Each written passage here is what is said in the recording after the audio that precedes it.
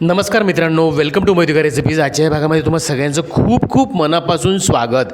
कारले खाल्ले पाहिजे का याबद्दल कोणाचंही दुमत नसणार बरं का, पण कडू लागतात ना हो, मग कोण खात बसतं त्यांना.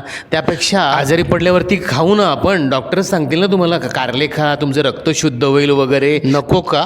खाणार का तुम्ही कारले? फक्त तुम्हाला कडवटपणा नको आहे का? बरं, मग हा व्हिडिओ तुम्ही शेवटपर्यंत बघा आणि या कारल्यांचा कडवटपणा कसा कमी करायचा अगदी नैसर्गिक गोष्टी. त्यासाठी त्याला मीठ लावून त्याचा रस वगैरे काढून घेण्याची गरज नाही बरं का, कारण त्या रसामध्येच तर सगळं सत्व असतं. इथे आपण पाव किलो मस्तपैकी छोटे छोटे कारले घेतलेत, त्यांना स्वच्छ धुवून उभे काप करून आपण त्यातल्या जाडसर टणक बिया असतील तर त्या काढून घेतलेल्या आहेत आणि कोवळ्या बिया तुम्ही त्या ठेवूसुद्धा शकतात. त्यामध्ये चिमूटभर मीठ घालून आपण ते सगळे उभे काप दिलेले कारले आपण एका बाजूला 10 मिनिटासाठी सेट करायला ठेवलेले आहेत. तोपर्यंत आपण इकडे पुढची तयारी करूया. इथे आपण 30 ग्रॅम शेंगदाणे भाजून घेतलेले आहेत बरं का, मस्तपैकी खरपूस भाजलेले शेंगदाणे आपण मिक्सरच्या भांड्याला घातलेत. त्यामध्ये 20-25 लसणाच्या पाकळ्या, साधारणपणे 10-12 ग्रॅम इतका लसूण आपण त्यामध्ये घातलेला आहे आणि त्यामध्ये 1 चमचा लाल तिखट घातले, पाव चमचा हळद घातली आणि चवीनुसार मीठ घालून मस्तपैकी त्याला अशा पद्धतीने मिक्सरला आपण छान फिरवून घेतलेला आहे. हा मस्तपैकी खमंग असा मसाला आपण त्याचा तयार करून घेतलेला आहे. बरं, पुढे आपण एक मध्यम आकाराची अख्खी कोथिंबीरची स्वच्छ हिरवीगार जुडी आपण इथे घेतलेली आहे. तिला मस्तपैकी आपण सुरीच्या मदतीने अगदी बारीक असं फाईनली आपण चॉप करून घेत आहोत.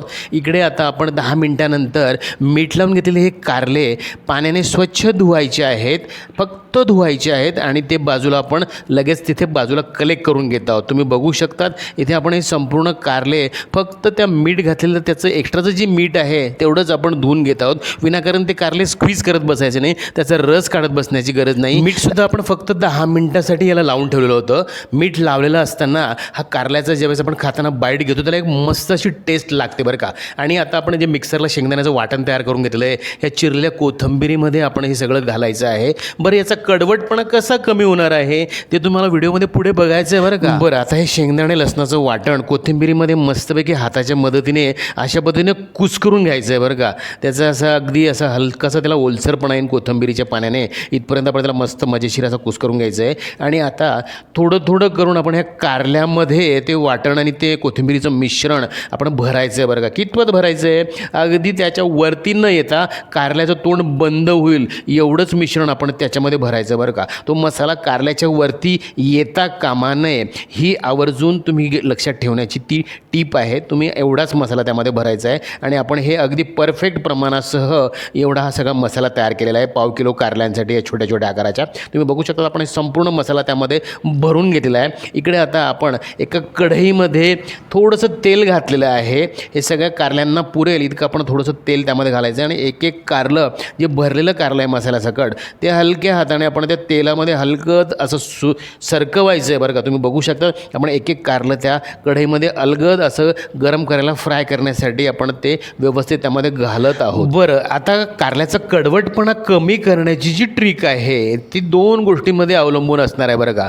तुम्हाला सांगतो, ही जादूची कढई आपल्याकडे आहे जिच्यामुळे ह्या कारल्यांचा कडवटपणा कमी होतो. आता आपण हे संपूर्ण कारले मस्तपैकी त्या तेलामध्ये घातलेत आणि मंद आचेवरती आपण हे सगळं पुढची क्रिया करणार आहोत. त्यावरती झाकण ठेवायचं आहे, वरतून मस्तपैकी पाणी घालायचं बरं का. ह्या प्रक्रियेमुळे काय होतं, आतमध्ये मस्तपैकी ते पाणी साचतं, वाफ साचते आणि ती वाफ त्या कारल्यांमध्ये सांडते बरं का. आणि ती सांडलेली वाफ ह्या कारल्यांना शिजवण्यासाठी कारणीभूत ठरते. त्या वाफेमध्ये ह्या कारल्यांचाच विशिष्ट असा ज्यूस खाली त्या भांड्याला ताटायला लागतो आणि तोच त्याच्यामध्ये आतमध्ये पडतो आणि त्या ज्युसेसमध्ये हे कारले आपण शिजवणार आहोत. त्यामुळे तुम्ही बघू शकतात हलकशी तडतड त्या तेलामध्ये त्या पाण्याची होती, त्या वाफेची होती, त्या सांडलेल्या वाफेची होती.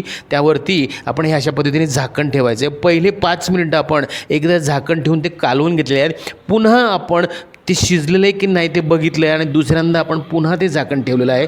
पुन्हा 5 मिनिट आपण ती वाफ त्यामध्ये सांडू दिलेली आहे आणि त्या सांडलेल्या वाफेमध्ये हे कारले किती मजेदार पद्धतीने तयार होत आहेत ते तुम्हाला बघायला मिळतं बरं का. तुम्ही बघू शकता ही कढई आपण लोखंडाची कढई इथे वापरत आहोत बरं का मित्रांनो. लोखंडाची कढई का?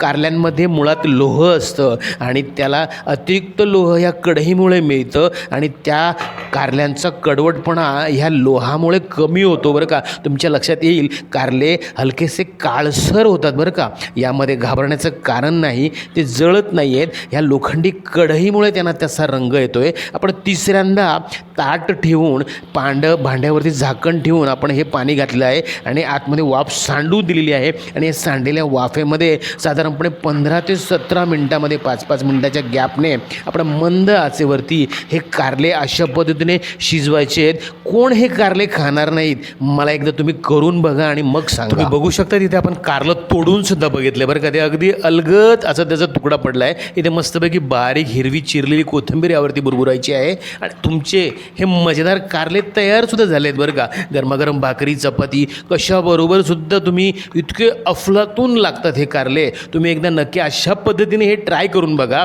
आणि याचा कडवटपणा कमी काय होतो, अगदी निघूनच जातो कडवटपणा. तुम्हाला हा कारला अजिबात कडू लागणार नाही आणि 1/2 किलो कारले तुमच्या घरात एकटा जण खाऊन जाईल इतकी ती गॅरंटीने मी तुम्हाला सांगतो की ही इतकी मजेदार बनते. काय मग मित्रांनो, डॉक्टर सांगतील तोपर्यंत वाट बघणार आहात का? नक्की ही रेसिपी लगेच ट्राय करा. तुम्हाला ही रेसिपी आवडली असेलच अशी आशा करतो. याला लाईकसुद्धा करा आणि तुमच्या मित्रांमध्ये हेल्थ कॉन्शियस मित्रांमध्ये शेअरसुद्धा जरूर करा बरं का. आणि मला कमेंट करून कळवायला विसरूसुद्धा नका.